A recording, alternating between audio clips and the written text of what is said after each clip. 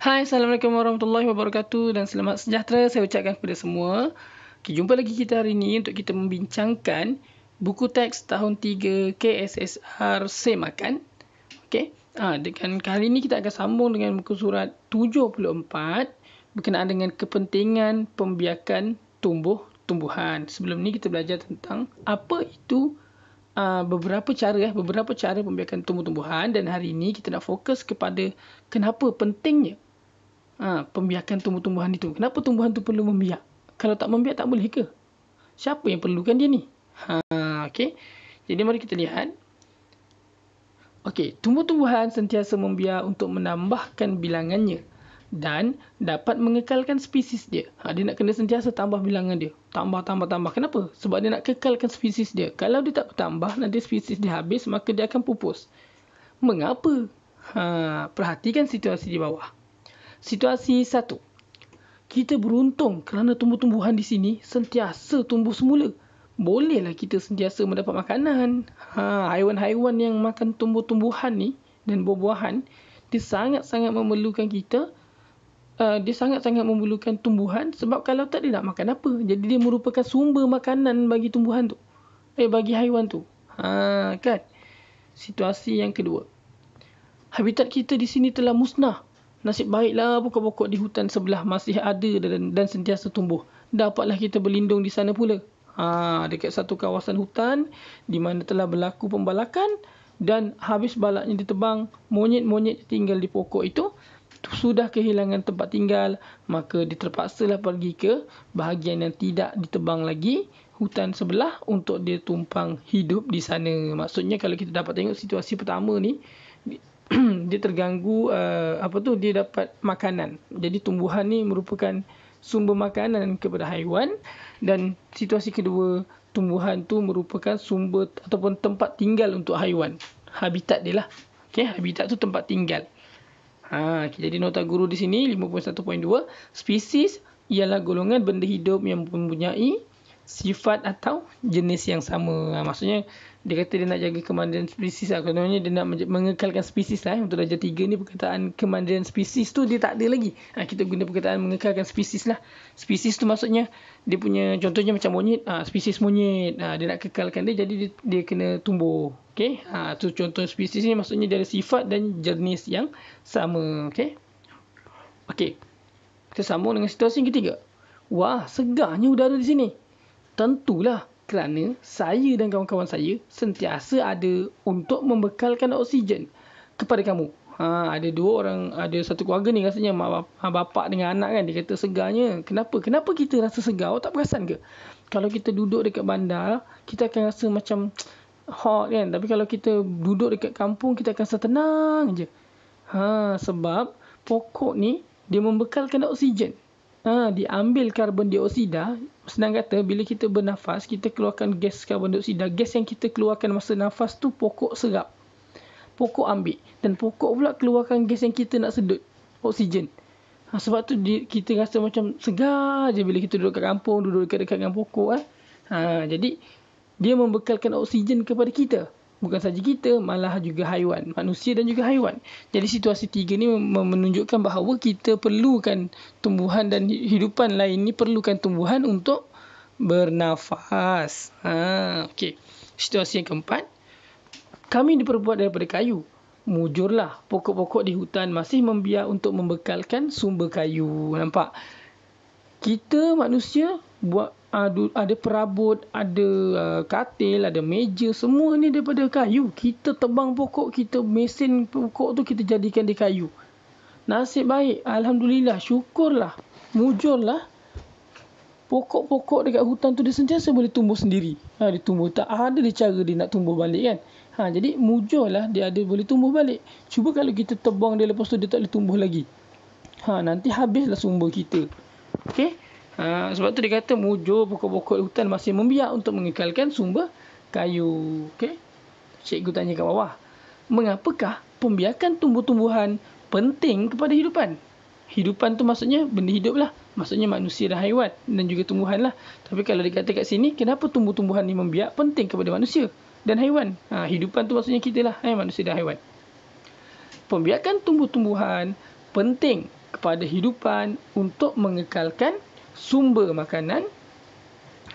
Sumber makanan, habitat, tempat tinggal tadi, monyet, membekalkan oksigen.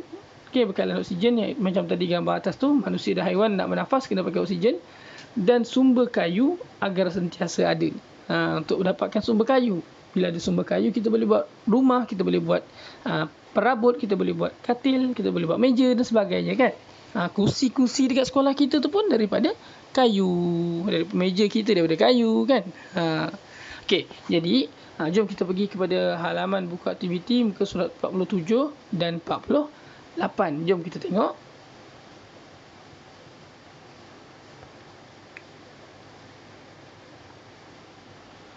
Sebelum kita pergi kepada muka surat 47, saya nak kita bincangkan dulu. Video sebelum ni saya cuma bincangkan muka surat 45. Sebenarnya kita kena bincang juga muka surat 46. Jadi saya akan bincangkan dalam video yang kali ni lah. Jadi saya akan bincangkan untuk kali ni video muka surat 45, buku aktiviti 46, 47 dan 48 ya. Kita tengok muka surat 46, cari tumbuh-tumbuhan, kenal pasti nama tumbuh-tumbuhan. Ni senang lah, kita tunjukkan lidah jin. Yang pertama. Jadi awak boleh colourkan warna merah contohnya kan. Lepas tu yang kedua ni cendawan, awak boleh warna hijau ke. Lepas tu ubi kayu. Kentang. Kentang dan selasih. Dan akhirnya lagi satu adalah apa lagi satu? Mangga kat sini. Mangga. Mangga ni daripada atas ke bawah ni. Mangga ni. M-A-N-G-G-A, mangga. Jadi kita dah dapat 6. Kita tuliskan semuanya kat sini dekat bawah nama pokok. Lidah jin yang pertama, yang kedua cendawan, yang ketiga ubi kayu, yang keempat ubi kentang, yang kelima selasih dan yang keenam mangga. Kita tulis kat sini nama-nama pokok tu, kita tulis dalam ni. Kemudian yang kedua, rekodkan 6 jenis tumbuh-tumbuhan yang dikenal pasti dalam jadual di bawah. Kita dah rekod tadi, dan tandakan right pada cara pembiakannya. Jadi kalau contohnya nombor 1, kalau kita write dekat nombor 1 sini, maksudnya dia adalah keratan batang. Kalau nombor 2 ni daun, nombor 3 anak pokok, nombor 4 ni biji benih yang ini, nombor 4, nombor 5 batang bawah tanah, dan yang ke-6 adalah spora. Jadi jom kita tengok satu-satu. Yang pertama, lidah jin. Lidah jin. Lidah jin ni dia lebih kepada daun lah, dia popular daun. Jadi awak boleh tick right dekat sini, daun nombor 2. Kemudian awak juga, dia juga sambil tu dia juga boleh yang kelima, batang bawah tanah. Sebenarnya lidah jin ni pun dia boleh belah bawah dia tu, kita boleh keluarkan dia punya pokok tu, kat bawah dia ada batang rizom. Rizom tu kira batang bawah tanah lah. Jadi dia boleh buat batang bawah tanah. Jadi kita boleh tandakan lidah jin ni nombor 2 dengan nombor 5, iaitu daun dan batang bawah tanah. Yang kedua sini cendawan. Cendawan sudah tentu dia adalah daripada spora. Spora nombor 6. Jadi kita tandakan nombor 2 spora dekat sini. Saya ulang, cendawan 6. Yang ketiga adalah ubi kayu. Ubi kayu kat sini. Ubi kayu tulis kat nombor 3. Ubi kayu, cara pembiakan dia apa? Ubi kayu kalau dalam buku teks kan kita boleh tengok kan. Ubi kayu adalah nombor 1 dan juga nombor 5. Nombor 1 iaitu keratan batang, tanda right, dan dia juga boleh batang bawah tanah, nombor 5. 1 dan juga 5. Saya ulang, ubi kayu 1 dan juga 5. Seterusnya nombor nombor 4. Yang keempat adalah kat sini kita tulis selepas ubi kayu adalah kentang. Kat sini kita boleh tulis kentang. Kentang ni biasanya adalah batang bawah tanah lah. Ada dekat dalam buku teks kan. Batang bawah tanah. Tik nombor 5. Seterusnya yang kelima ni selasih. Selasih. Selasih dia boleh guna yang pertama keratan batang, dan dia juga boleh menggunakan yang keempat iaitu biji benih. Jadi dia boleh keratan batang, dia boleh biji benih. Pokok selasih ni. Okey. Seterusnya, yang terakhir adalah mangga. Kat sini tulis mangga. Okey, jawapan-jawapan ni semua tadi kat atas tadi Yang kat atas ni tadi Okey, yang last sekali adalah mangga. Mangga ni biasanya memang biji benih lah. Dia kalau buah-buahan ni biasanya biji benih. Jadi yang keempat kita tikkan kat sini biji benih. Ataupun sebenarnya dia pun boleh dia pun boleh anak pokok. Jadi anak pokok dekat sini kita tik. Okey, sebenarnya mangga ni orang lagi suka pakai anak pokok. Dia lagi senang daripada biji benih. Tapi dia boleh disebarkan melalui biji benih. Jadi tandaan dia adalah nombor 3 dan juga nombor 4, iaitu anak pokok dan juga biji benih. Okey. Saya harap anda dapat jawab soalan tu. Berdasarkan saya punya perbincangan inilah. Okey, jom kita teruskan. Berdasarkan jadual di atas, namakan tumbuh-tumbuhan yang mempunyai lebih daripada satu cara untuk membiak. Okey, kalau dalam kita punya data tadi yang ada salin yang saya bincang tadi, okey, kita boleh jawab lidah jin, lidah jin, ubi kayu, selasih, mangga, saya ulang, lidah jin, ubi kayu, selasih, mangga. Okey, untuk pengetahuan anda semua, sebenarnya banyak je lagi cara-cara lain yang mereka boleh buat ni. 6 cara ni kadang-kadang ada pokok tu yang dia boleh guna hampir semua cara. Tapi untuk perbincangan dalam tahun 3 ini, kita ambil kepada basic sajalah. Okey, sebenarnya macam-macam teknologi yang ada lagi dan juga pokok tu tak semestinya satu saja cara untuk dia untuk dia boleh bersambah atau membiak. Okey, banyak cara lain lagi. Okey, kita teruskan dengan muka surat yang kita perlu bincang 47. Okey, kepentingan pembiakan tumbuh-tumbuhan. Perhatikan situasi di bawah. Ini situasi berada di tempat di dalam di kawasan hutan lah, atau bukan hutan sebenarnya, dekat kawasan taman ke apa kan. Tepi-tepi ni ada kambing, ada burung pegang cacing kan. Yang dia tengah gigit cacing nak bagi ke anak dia makan, ada orang tengah duduk lepak kat sini, ada orang tengah hidup udara. Okey, senaraikan kepentingan pembiakan tumbuh-tumbuhan yang dapat kamu kenal pasti berdasarkan raja di atas. Okey, kita tengok. Ada jawapannya ada berapa? Ada 4 kan? So, yang pertama kita tengok orang sedang bernafas ni kan. So, tulis kat situ sumber oksigen. Sumber oksigen. Maksudnya untuk kita bernafas lah kan. Sumber oksigen kepada hidupan. Sumber oksigen kepada hidupan. Okey. Yang kedua, burung ni anak dia tinggal dekat atas pokok kan. So kat sini tulis tempat tinggal hidupan.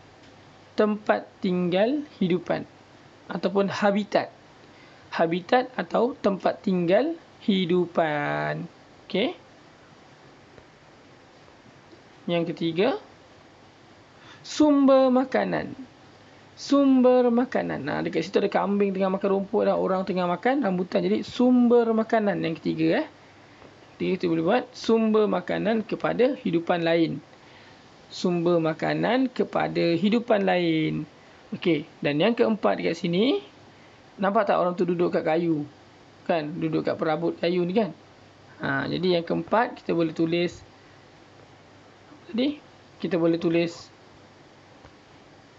sumber pembuatan perabot. Boleh juga sumber pembuatan perabot ataupun sumber asas lah, sumber asas perabot. Sumber asas perabot pun boleh juga. Ataupun kalau kita tengok dalam buku teks tadi, tengok dalam buku teks tadi dia akan tulis kat sini yang keempat. Jap kita cek. Okey ni sumber kayu. Okey, sumber kayu. Okey. Kita boleh tulis kat sini sumber asas perabot, boleh lah. Tulis je sumber asas perabot. Ataupun nak tulis lain pun boleh, tulis sumber kayu kepada penghasilan perabot. Boleh juga. Okey, sumber asas perabot sajalah, senang kat sini Okey, kemudian kita pergi kepada muka surat yang seterusnya 48. Okey, 48. Pentingnya tumbuh-tumbuhan membiak. Mengapakah tumbuh-tumbuhan perlu membiak? Gariskan jawapan yang betul. Okey, tumbuh-tumbuhan perlu membiak agar sentiasa ada untuk mengekalkan sumber makanan ke sumber air kepada hidupan. Dan tentulah sumber makanan. Okey, jadi jawapannya sumber makanan. Kita gariskan titik-titik ni kan. Kita gariskan. Titik-titik ni kita gariskan terus titik ni. Jadi jawapan dia sumber makanan. Okey, yang kedua. tumbuh-tumbuhan perlu membiar agar sentiasa ada untuk membekalkan oksigen ke angin kepada hidupan lain. Tadi dia tarik nafas kan, oksigen lah kan, tarik nafas. Manusia tu tarik nafas, dia sedut oksigen yang dikeluarkan oleh pokok. Jadi membekalkan oksigen. Garis titik-titik ni kita gariskan dia oksigen. Yang ketiga, tumbuh-tumbuhan perlu membiar agar sentiasa ada sebagai habitat ke rumah untuk hidupan lain berlindung. Kalau rumah tu biasa manusia lah. Tapi ni nak lebih tepat, nak masukkan manusia dengan haiwan sekali, kita jawab habitat. Jadi tumbuh-tumbuhan perlu membiar agar sentiasa ada sebagai habitat. Habitat ni tempat tinggal haiwan lah selalunya. Untuk hidupan lain berlindung. Kalau kita kata rumah kan manusia saja. Jadi kalau kita kata habitat ni tempat tinggal untuk hidupan. Kita pun hidupan juga kan. Jadi jawapannya habitat lah. Yang keempat, tumbuh-tumbuhan perlu membiar agar sentiasa ada supaya bekalan makanan ke kayu dapat digunakan untuk membuat perabot. Takkanlah makanan nak buat perabot kan. Jadi supaya bekalan kayu. Kayu dapat digunakan untuk membuat perabot. Jadi ini perbincangan kita sampai muka surat 48. Dan juga buku teks tadi kita sampai muka surat 75. Saya rasa sampai situ dulu kita bincang. Kita akan masuk pada topik akan datang. Pada video akan datang, kita akan sambung dengan muka surat 76. Satu pokok, pelbagai cara pembiakan. Nak tengok yang kita bincangkan awal-awal tadi, berapa banyak cara pembiakan yang boleh dijalankan oleh beberapa pokok. Sebenarnya tak semua ada satu cara. Semua pun ada beberapa cara dan ada yang memang satu cara je lah. Nak tahu dengan lebih lanjut, nantikan video terbaru daripada saya. Jangan lupa teruskan subscribe dan nantikan video terbaru. Assalamualaikum dan selamat sejahtera.